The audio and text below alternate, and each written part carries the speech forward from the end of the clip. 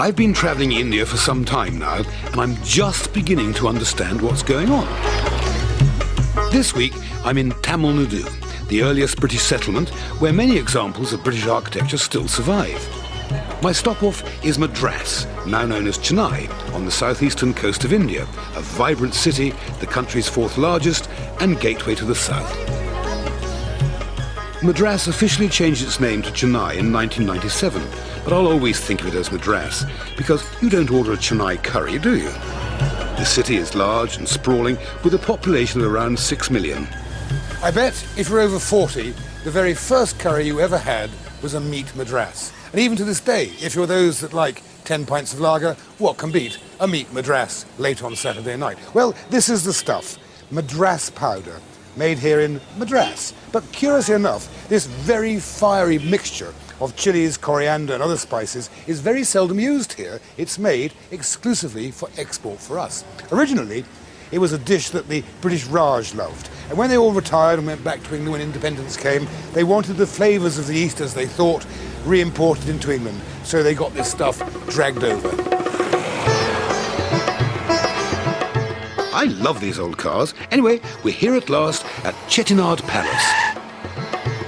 The Chettiar, for many centuries, have been merchants and traders, entrepreneurs and moneylenders. But they're a philanthropic lot, and they've built schools, universities and temples all over the place. In the 20s, they enjoyed royalty status, and even to this day, they at least live like princes. This modest pile has 50 rooms and 12 bedrooms. After the sheer opulence and style of the salons and reception rooms, I was utterly amazed to step from such sophisticated good taste into a sweltering medieval cauldron of cooks sweating before the intense heat of wood fires and kitchen maids scrubbing pots cross-legged on the floor. It ain't half hot, Mum. Now, Chetinad cooking is extremely spicy, and today's chicken curry will be exactly that. Obviously, with lovely chunks of chicken, chili powder, coriander powder, turmeric, tomatoes, onions, a lovely mixture of poppy seeds, cumin and fennel, and some cloves, cinnamon and bay leaves. Now, the first thing we have to do is get the pot onto this, and for those of you doing this at home, it is wood mark 2. Now, one of the phrases that keeps turning up in Indian cooking is tempering or crackling, and this brings out this business of throwing spices into hot oil for a few seconds, brings out, cinnamon now goes in, bay leaves first, cinnamon, and then some cloves. This brings out the flavour of the spices. Give those a bit of a stir around. Next, we put in a load of sliced onions, Indian red onions. Very good, these red Indian onions. They're very sweet and very tangy, very delicious indeed. Then we will add some tomato, chopped up, roughly chopped, pips, all the juice that comes with it, and stir that in. Then we'll add our poppy seed, cumin and fennel seed paste. Put 1, 2, 3, 4, 5, 6, 7 of those in there. Then we'll add some ginger and garlic paste, puree I should say. Again, just fresh ginger, fresh garlic, processed in the blender. Or here, I've no doubt, they'd actually pound it up in a pestle and mortar. Then the dried spices, first of all, some turmeric. Then some chili. And then some coriander. And then pieces of free-range chicken chopped up on the bone. And let that simmer away for a couple of hours. In fact, because that needs to cook nice and slowly, I'll move it back down to wood mark 2, which is there. Then I'm going to shallow fry some fish. Now, in here, I have a puree of onion and ginger. I'm going to add some turmeric and some chili and a dash of vinegar.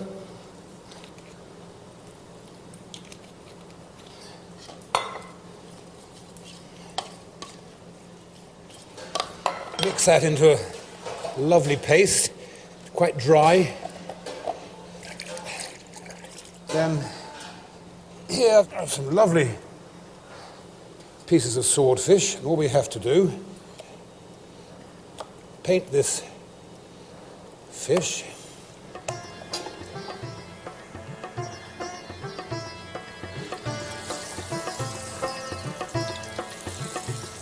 And that, for the moment, is that. I do hope that the boss here doesn't invite one of those television makeover teams to come in here and modernise his kitchen, because it is, despite being hot and uncomfortable, absolutely fabulous. So, after the heat of the kitchen, the reward. Crispy fried steaks of swordfish in ginger, onion, turmeric and chilies. And a searingly hot chicken stew with a tomato and onion-based sauce, flavoured with chilies, turmeric, cardamoms, bay leaves, cinnamon, in fact, all the wonderful spices of the Orient.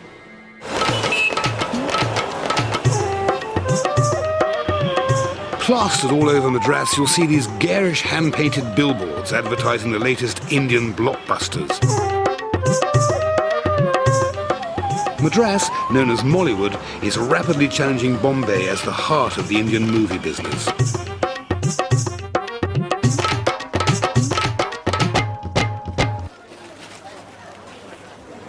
Now, of course, clay pots aren't going to sit happily on your high-tech halogen hob.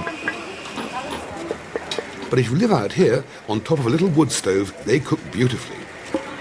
But if you do use them, don't forget to soak them well in water first, because if you don't, they'll crack. Can I have these two, please? The good news here in Madras is that American culinary imperialism has not yet got a stranglehold on the place. So, if it's fast food you're after, the perfect place to eat is here, the Hotel Saravana, Bavan. A typical Madras light lunch involves 11 spicy vegetable dishes. Tomato, lentils, yogurt with cucumber and potatoes, wonderful greens, little lentils, rice, fabulous sweet beetroot, creamy chickpeas, and finally a little chickpea and coconut curry. Should that not suit you, should you be still a bit peckish, for a light supper or an early breakfast, you can have one of these fantastic dosas. Inside, spicy potatoes, so you break off a bit, give yourself a piece of spud, put in some coconut chutney, coriander chutney. I like my vegetable chutney. Whack it up like that.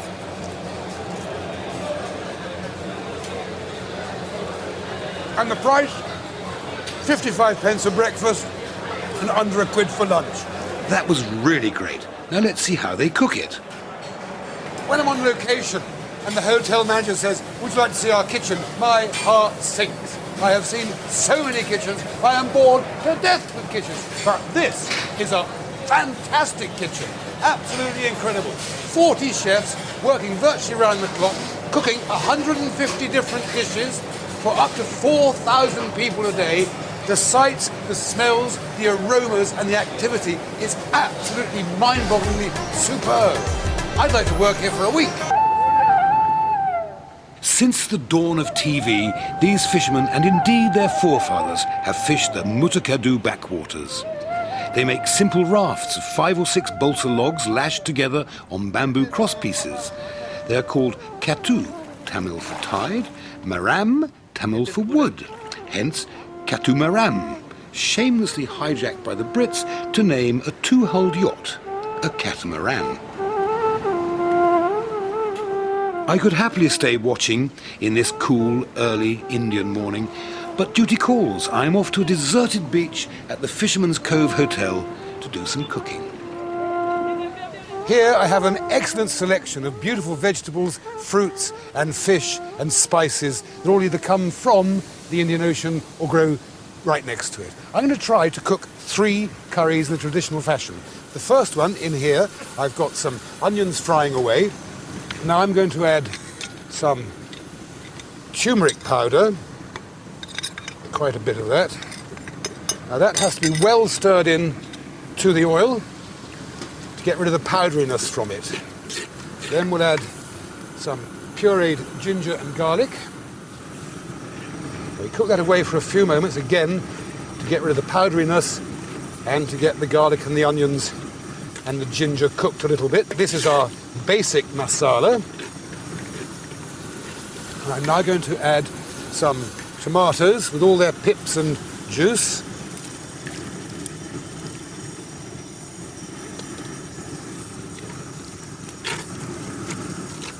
That's masala number 1.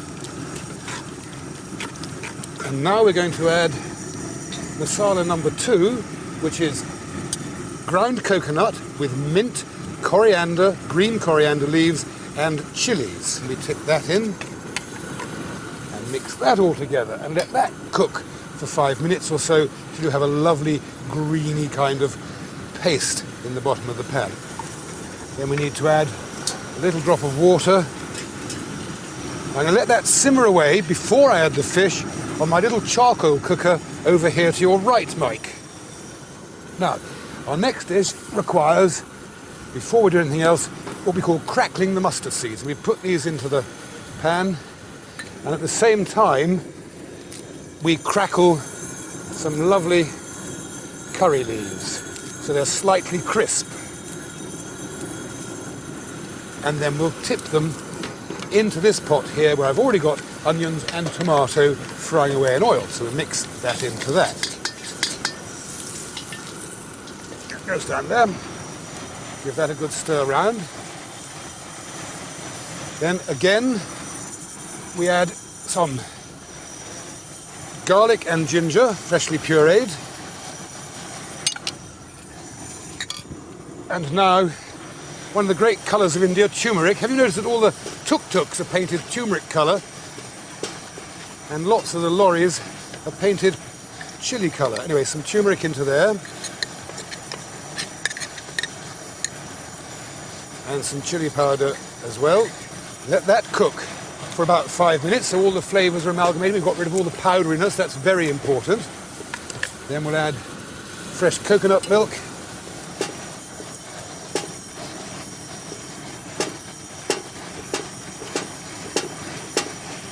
Coconut milk, in it goes. And some lovely little crabs. We've taken out the nasty bit in the middle, leaving the lovely claws which you crack later and you suck out the insides from there. So we put the crabs into there. Meanwhile, I think we look at this one. This is now cooked nicely. So we can now add our pieces of pomfret. Pomfret is a very popular local flat fish, but you could of course use bream, for example. Now, a superb dish here of prawns in a very, very hot sauce. So we'll start off by frying some onions, get them really soft and sizzling, then add some tomato, let that fry down so you've almost got a tomato sauce. Then coriander, ground coriander, and ground chili. Again, mix it well in. What a lovely fiery red curry this is. Then we'll add a bit of ginger and garlic puree as with the other dishes. Then we'll add a handful or two of prawns into there. And as soon as that's taken nicely, we add in some little pieces of mango. Stir that in nicely, slightly sour mango. And there. So, a typical South Indian fish feast. Fish curry, flavoured with coconut, green coriander leaves, mint leaves and green chilies. Then we have a hot prawn dish flavoured with chili powder, turmeric, ginger, tomatoes and onions, and a really spicy Madras crab curry with coconut milk, chilies, turmeric powder, curry leaves and ginger. The lot of the cameraman is not an easy one, to quote the old song. He goes to India to look at the amazing temples, and we simple observers think, wow, how wondrous, how thunderous. But when we get there, on foot, in the dust, after a noisy, congested bus drive, they're often very disappointing. The smells, the mess, the beggars are, unless you're a real enthusiastic tourist, quite off-putting. Tamil Nadu is India's biggest rice producer, yielding 6 million tons a year. It is painstakingly tended by women like these who earn £1 a day for their labours. However, more about rice later. Today, I'm in a veggie state of mind. 3 exquisite vegetable dishes. Firstly, the yam. This is a yam. I've cut it up into little pieces, parboiled it, then I made a paste of garlic and fennel. I mix into that some chilli and some turmeric, and then you coat the little darlings like that. That's the first dish. Second dish, one of my favourite things of all, is beetroot. Boiled, chopped into cubes, and then this is cooked with fresh coconut, mustard seeds, lentils, chilies and onions. And my first most important dish is going to be eggplants. Eggplants cooked with a tamarind puree, coconut, chilies, coriander, turmeric and curry leaves. So over here, already simmering for the last 20 minutes, I've had about 6 or 7 tomatoes coarsely chopped, 2 or 3 of those lovely red onions finely chopped, and I've been frying that in oil for about 20 minutes to get this lovely rich red sauce. First thing that goes into that now are the curry leaves. Meanwhile, over here, I've got these small eggplants partly cooked in oil. But the fun bit is here. I've got this lovely mixture of tamarind. You soak the tamarind in water, squeeze off all the flesh, put it into the blender and puree it. So it's almost a gravy. Into that, we add some ground fresh coconut. And then some turmeric, then coriander, then some chili. Give that a good mix up together. And add this to our onion and tomato sauce over here.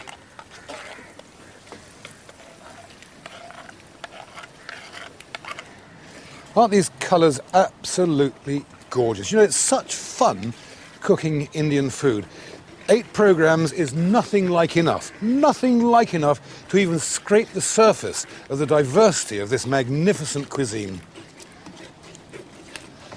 At that point, you can now tip in all the eggplant into there and let that cook gently away for about another 15 or 20 minutes, so the sauce is nicely amalgamated and the aubergines are cooked. That's on a very low gas. Right, my next dish is great fun indeed again. All these dishes are fun, if I can find the gas lighter.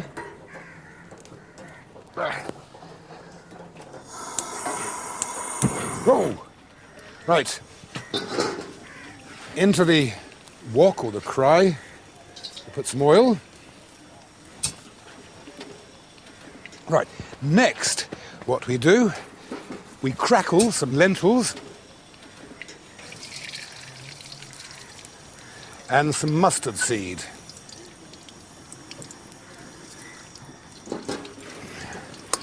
Just fry those for a second or two to get the flavour out. Once they've crackled, we'll add some chopped onion. Again, these lovely red Indian onions, which are so good. And we'll fry that. Then we'll add some chopped green chilies.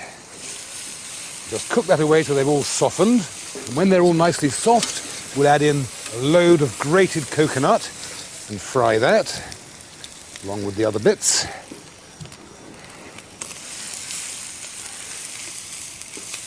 I think I'll add a drop more oil.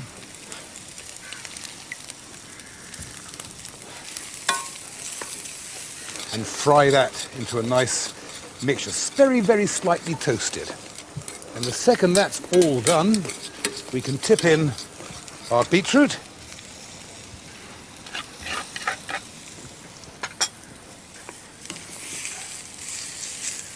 Now tell me, doesn't that look mouth-wateringly appetizing? And it's taken, what, 2 or 3 minutes in total to prepare. So we'll put that over there for the time being, and then we'll go on to our last dish, which is the yams. Once again, I'll fight with the blasted gas. Oh.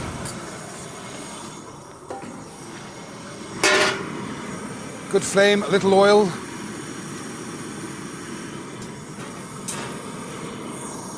Get that hot.